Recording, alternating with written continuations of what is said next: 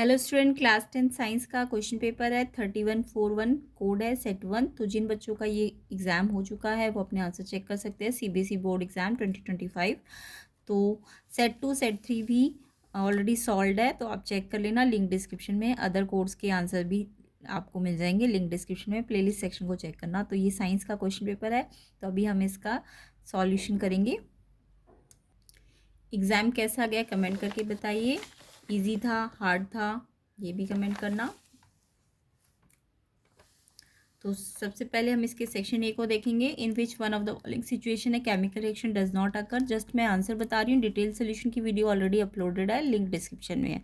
तो इसका answer D है, melting of glacier. In order to prepare dry hydrogen chloride gas, आपको guard tube पूछा है, कौन सी गार्ड ट्यूब होगी? Calcium chloride. ए ऑप्शन इसका करेक्ट आंसर है। इसके बाद इसका थर्ड क्वेश्चन देखेंगे। थर्ड क्वेश्चन है the property by virtue of which solid material drawn into thin wire. तो जब थिन वायर में ड्रॉ किया जाता है कोई मटेरियल तो उसको डक्टिलिटी बोलते हैं। बी ऑप्शन इसका आंसर है। Select from the following hydrocarbon, एक सिंगल बॉन्ड हो और एक ट्रिपल बॉन्ड हो। तो इसका आंसर देखो, एक सी और सी में ट्रिपल बॉन्ड और एक सिंगल बॉन्ड, तो इससे 3 सी है तो प्रॉप और ट्रिपल बॉन्ड है तो आइन, प्रोपाइन। डी ऑप्शन इसका आंसर है। बाकी डक्टिलिटी थर्ड का बी, सेकंड का ए एंड फर्स्ट का डी, ये मैं ऑलरेडी बता चुकी हूँ। नेक्स्ट आपको बोला गया है the essential element from the soil by plants, कौन सा लेते हैं प्रोटीन के लिए? नाइट्रोजन। बी ऑप्शन इसका आंसर है, ऑप्शन बी नाइट्रोजन। इसके बाद ट्रू स्टेटमेंट लिंक के बारे में, इसमें बी और डी सही है तो ऑप्शन बी इसका सही आंसर है। इसके बाद क्वेश्चन 7 8 देखिए। सेवेंथ है आपका plants like rose banana have lost the capacity to produce. कि क्या चीज़ की प्रॉपर्टी उनकी लॉस्ट, कैपेसिटी लॉस्ट हो जाती है? ये सीड्स, वो सीड्स नहीं प्रोड्यूस कर सकते, तो ये सी ऑप्शन इसका करेक्ट आंसर है। Next, in a bisexual flower the male gamete present in the anther. A option है इसका answer. Pure tall P plant cross with the pure dwarf P plant, तो percentage पूछा है 100, ये C option इसका answer है। Next देखिए, image अगर -1 चाहिए और फोकल लेंथ आपको 20 दी है तो ऑब्जेक्ट डिस्टेंस क्या होना चाहिए? तो बहुत डिटेल सोल्यूशन वाली वीडियो तो मैंने बना रखी है, जिसका लिंक मैं डिस्क्रिप्शन में डाल दूँगी। अभी मैं शॉर्ट में बता रही हूँ आपको। तो इसमें मैग्नीफिकेशन -1 का मतलब क्या? देखो, मैग्नीफिकेशन HI/HO होता है, रेशो होता है ना इनका। तो अगर ये 1 है तो यानी ये दोनों इक्वल होने चाहिए, तभी तो ये 1 आएगा। यानी ये कंडीशन कब होती है? जब दोनों के साइज़ बराबर होते हैं, जब ऑब्जेक्ट ना सी पर होता है ये। तो यानी सी पे होने का मतलब डिस्टेंस, यानी पी से सी का क्या होता है? आर होता है ना, तो आर डिस्टेंस निकालना था आपको। और आर क्योंकि एफ तो दिया है, तो आर क्या होता है? डबल ऑफ एफ, तो ये डबल ऑफ एफ यानी 40। सी ऑप्शन इसका आंसर है। तो डिटेल सोल्यूशन वाली वीडियो, कंसेप्ट वाली वीडियो मैंने बना रखी है, लिंक डिस्क्रिप्शन में है, चेक कर लेना। अदर कोर्स वाली वीडियोज़ भी और अदर सेट्स वाली वीडियो भी आपको मिल जाएंगी, सबका प्लेलिस्ट बना हुआ है, लिंक डिस्क्रिप्शन में है। तो नेक्स्ट क्वेश्चन देखो, तो 40 इसका आंसर है। 11 देखिए, ऑप्टिकल डिवाइस एक्स को obliquely in the path of narrow parallel beam of light में रखा। तो जब भी पैरेलल बीम ऑफ लाइट बन रही है तो ग्लास स्लैब है। सी ऑप्शन इसका आंसर है।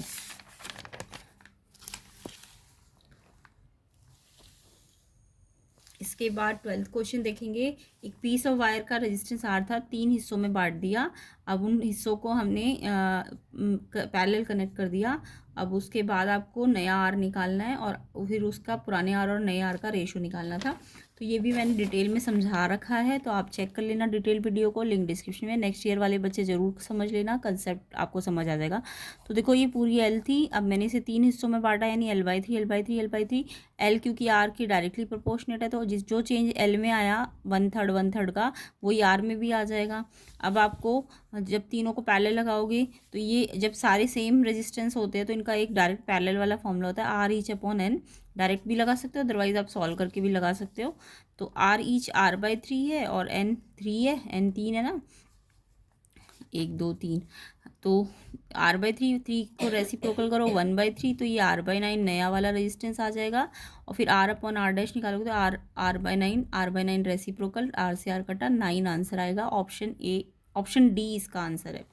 तो अगर बहुत डिटेल में समझना चाहते हो तो डिटेल वीडियोस को देख लेना। डी 9 आंसर है इसका।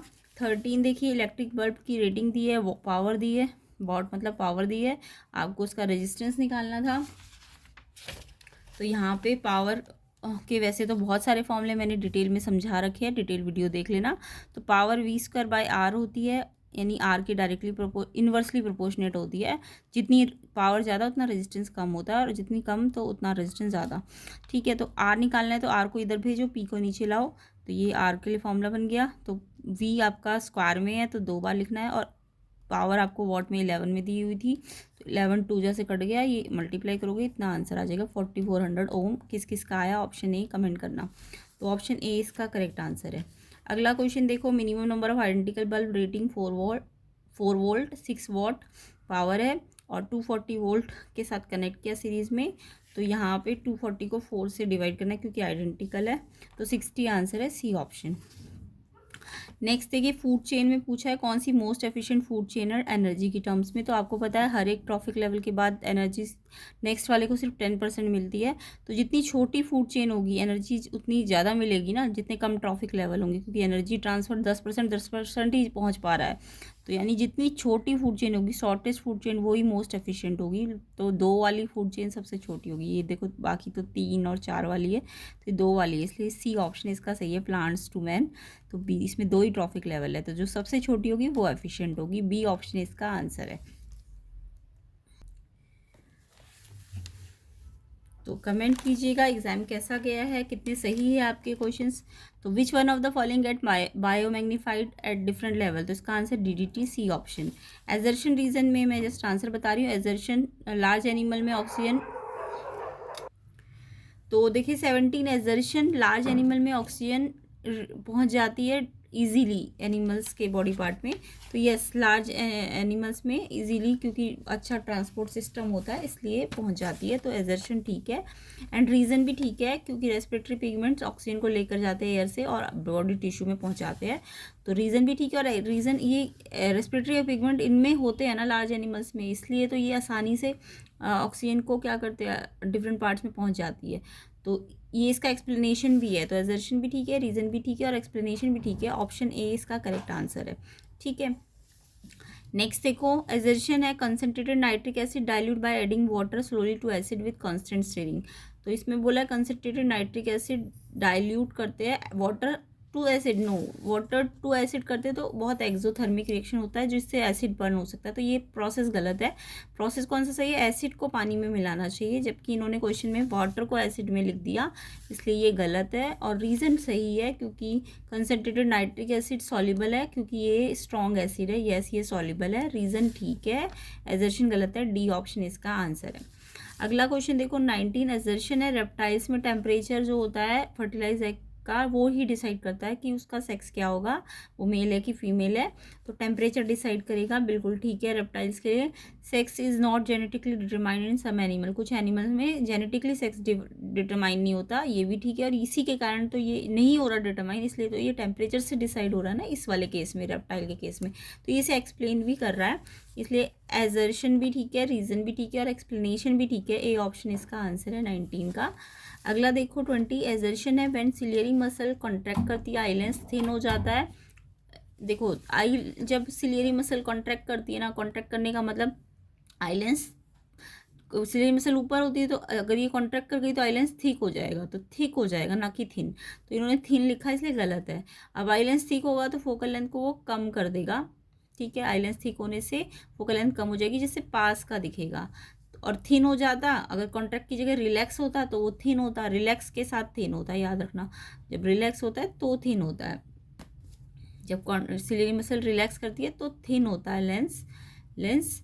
और उससे क्या होता है, उससे फोकल लेंथ बढ़ जाती है। जब थिन होगा तो फोकल लेंथ बढ़ेगी और हम दूर का देख पाएंगे, फार का। तो ये याद रखना। ठीक है, तो यहाँ पे इन्होंने बोला कॉन्ट्रैक्ट के साथ थिन, कॉन्ट्रैक्ट जब होता है तो थिक होता है, तो एजर्शन गलत है। रीज़न सही है कि सिलियरी मसल क्या कर रही है, पावर ऑफ आईलेंस या पावर ऑफ अकोमोडेशन करती है। तो यस, कंट्रोल करती है वो, क्योंकि वो कभी पास का देखने में हेल्प कर रही है, कभी दूर का, यानी कि एडजस्ट करने में, फोकल लेंथ एडजस्ट करने में हेल्प कर रही है। तो इस तरह से वो कंट्रोल कर रही है। तो यस, रीज़न ठीक है, तो डी ऑप्शन इसका सही है, क्योंकि एजर्शन गलत है, रीज़न सही है। तो आई होप आपके सारे 20 क्वेश्चन सही होंगे। कमेंट करके बताना 20 में से कितने सही है। बाकी के सेक्शन B, C, D के लिए आप ऑलरेडी वीडियोज़ वीडियोस बन चुकी है, लिंक डिस्क्रिप्शन में डाल दूँगी मैं। तो बनी हुई है, डिटेल सोल्यूशन भी है, कंसेप्ट भी है, तो आप समझ लेना, उसमें से कर लेना, प्रैक्टिस कर लेना। जो नेक्स्ट ईयर वाले बच्चे हैं तो ये सेक्शन बी है, सबका आंसर हम सॉल्यूशन मिल जाएगा आपको, लिंक डिस्क्रिप्शन में है। अदर कोर्स के आंसर्स भी लिंक प्लेलिस्ट का डिस्क्रिप्शन में है, तो वो भी चेक कर लेना। बाकी सेक्शन ए में से जिन बच्चों का ये क्वेश्चन पेपर है, बताना कितने क्वेश्चन सही है और एग्ज़ाम कैसा गया ये भी बता देना। वीडियो को ज़्यादा से ज़्यादा शेयर भी कर देना, लाइक भी कर देना। ये इसके सेक्शन डी लॉन्ग क्वेश्चंस है, ये हम सेकंड वीडियो में बने हुए हैं, तो आप चेक कर लेना। लिंक डिस्क्रिप्शन में मिल जाएगा आपको। और चैनल में नए हो तो सब्सक्राइब ज़रूर कर लेना। Section E case based questions.